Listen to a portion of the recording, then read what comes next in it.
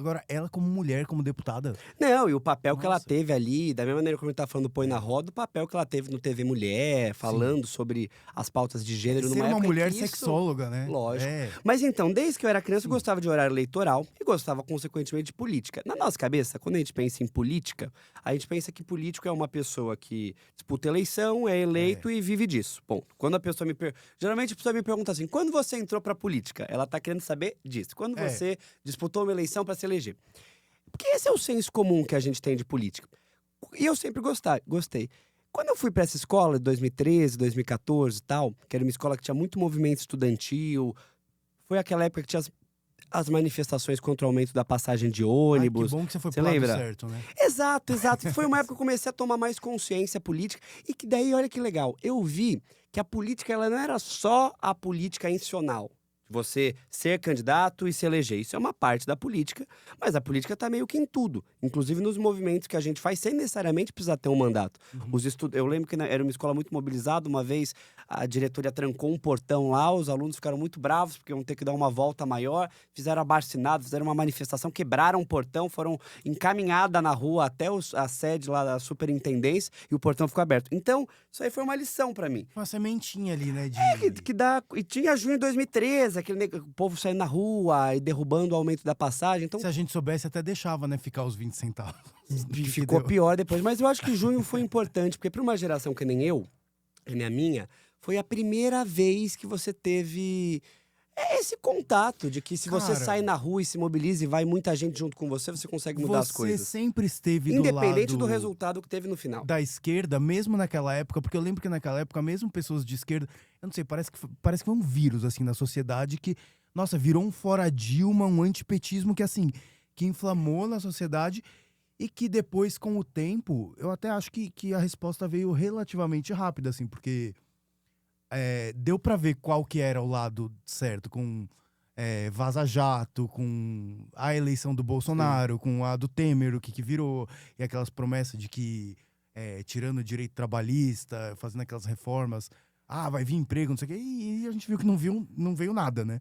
Mas Vamos falar dessa polêmica, tá, então, tá. porque quando a gente vai pegar o que foi o junho de 2013, é muito Nossa, tem tanto polêmico. assunto com você, meu Deus do céu, tá. Vamos longe aqui, Tá, vai passar do tempo que você tá, tinha estipulado. vai. Quando a gente vai falar de junho de 2013, tem muita gente na esquerda tal que fala, foi ali que todo mal começou, que era o ovo da serpente, aquilo ali já era um movimento de direita tal. Eu discordo, embora respeite essa análise. Eu tava em junho, não era uma pessoa de direita na época, e eu lembro que as maioria das bandeiras não eram bandeiras de direita, pelo menos no primeiro momento. Uhum. Eram bandeiras de Contra. defesa do serviço público, abaixar o preço, escola padrão FIFA, hospital padrão FIFA, contra a corrupção. Num segundo momento, a direita começa a se organizar, porque, claro, não existe espaço vazio, né? É, Errado é parte da esquerda não ter disputado. Quando deixou esse espaço vazio, a direita começou a se é que organizar acho que e tirou lições disso. pela esquerda estar no poder, ela tava numa posição defensiva, né, também. Exato, exato. Então, mas eu acho que junho foi um impulso positivo, porque foi para muita gente da minha geração, por exemplo, foi a primeira experiência de um processo de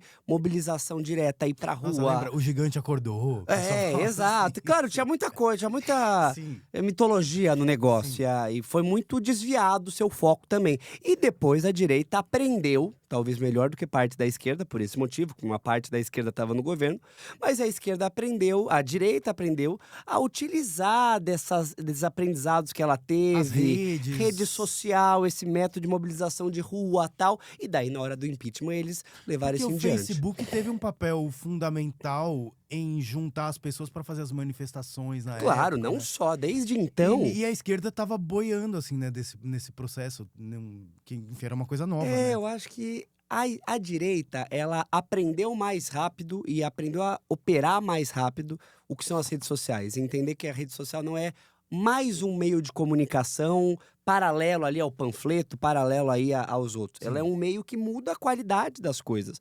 Hoje, qualquer um de nós, a gente liga a telinha do celular não sei quantas vezes por dia.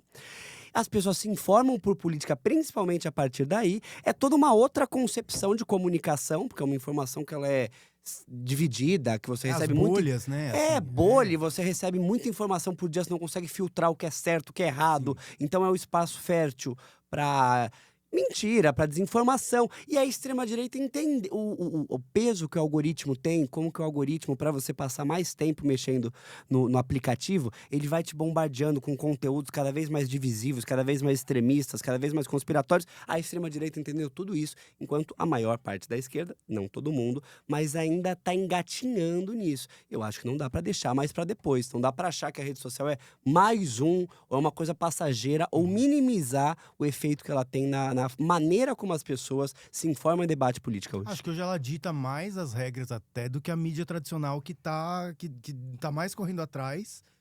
Se inverteu nesse Totalmente. processo. Pega um exemplo, vamos falar, o exemplo do Pix, do Nicolas Ferreira, né? O governo teve uma proposta correta e uma proposta relativamente simples, que estava sendo defendida dessa maneira pela maior parte da imprensa tradicional.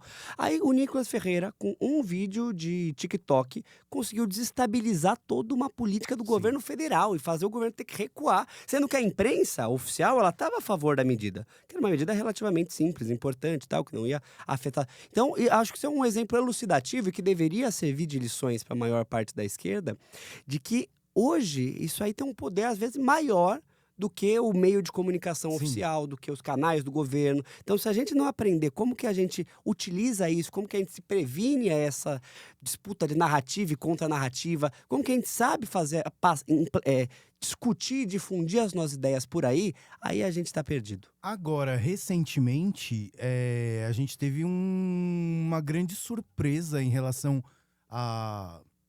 a isso, que foi parece que um despertar da esquerda nas O redes. gigante acordou. Não, com a relação da campanha de taxação de BBB. BBB é maravilhoso, taxar BBB, parece que é o prêmio do BBB, mas enfim. Que é Bet Bilionário e bancos. Bancos. Podia botar a Bíblia aí também, né? Taxar aí as igrejas. BBB. Porque pagar imposto todo mundo tinha que pagar. Mas enfim. Mas qual foi sua visão desse boom? E assim, aproveitando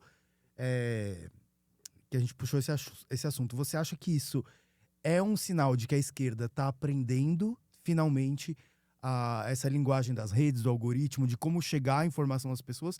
Ou é uma coisa pontual que aconteceu e que nem a esquerda previa que isso ia bombar? E eu achei, cara, genial, porque assim, você tá usando inteligência artificial, você tá usando humor, você tá usando uma linguagem simples, mas não para fazer que nem a extrema-direita faz, que é espalhar fake news.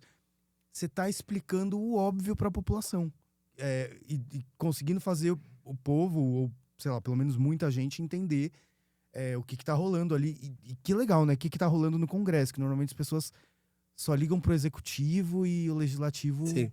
Eu espero, Pedro, que seja um aprendizado de fato, mas quem viver, verá, né? O futuro vai nos dizer, ou se isso vai ser só um caso isolado. Eu espero verdadeiramente que não seja, porque eu acho que nessas últimas semanas, a esquerda experimentou e viu como é potente quando você consegue se alinhar na comunicação da rede social, utilizar as armas deles contra eles, não todas. A gente não está utilizando da desinformação, não está utilizando da homofobia, do racismo, do machismo. Que eles não estão conseguindo responder. Exato, agora a gente está conseguindo utilizar das ferramentas que nós temos, se apropriando da rede social para fazer um debate que é um debate de maioria. Eu acho que mostra pra gente que a esquerda também pode disputar esse cenário. Mais do que pode disputar, deve disputar. Porque hoje, se você não ganha um debate nas redes, você já começa o debate perdendo. Sim. Todos os temas que a gente conseguiu ganhar, pelo menos na opinião pública, a gente ganhou primeiro na rede e depois ganhou na política, depois ganhou na rua. Pega o exemplo da escala 6x1. Enfim, né? Foi um tema que viralizou e que pautou o país a partir das redes sociais.